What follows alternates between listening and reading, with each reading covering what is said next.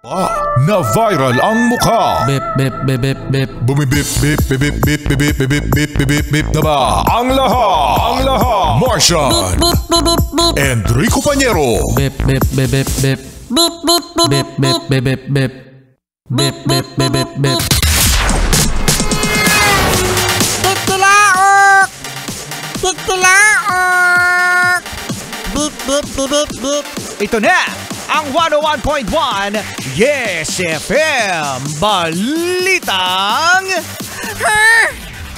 Kayo ba mga Yes Friend ay merong bahaw, no? Martian, what is bahaw? Okay, ito po si Enrico Pañero, teacher.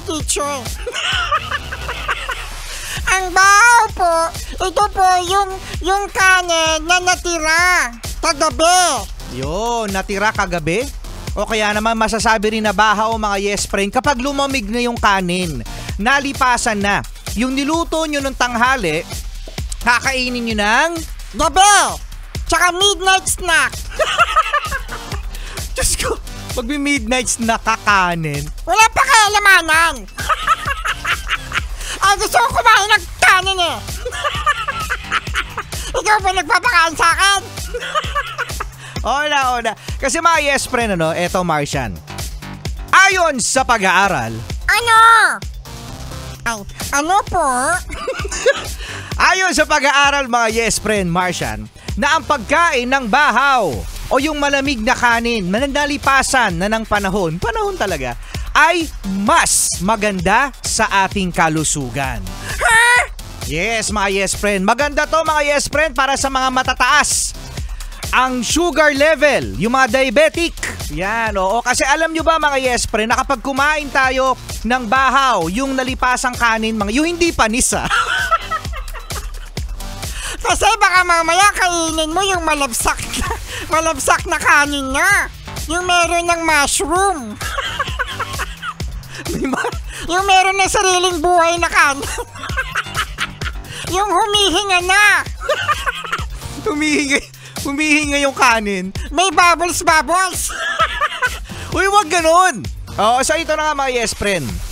Para sa mga diabetic, dahil meron tayong tinatawag na resistant starch sa kanin na bahaw. Resistant starch? What is that? Ay, malay ko din.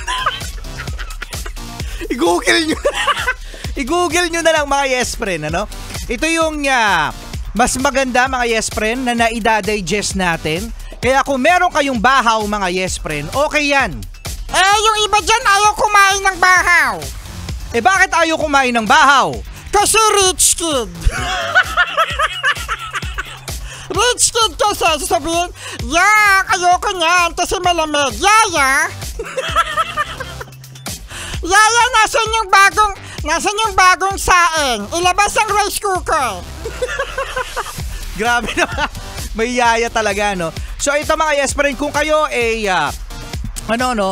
concern sa inyong kalusugan, mas maganda kung magsasaing kayo, palamigin yan ng 1 oras. Okay, 1 oras mga Yes Friend. Tapos buhaghagin nyo na para mas madaling lumamig. At ilagay nyo sa ref. Tsaka nyo na lang initin sa microwave. Okay, so yun mga Yes Friend, totoo yan. I-search nyo pa.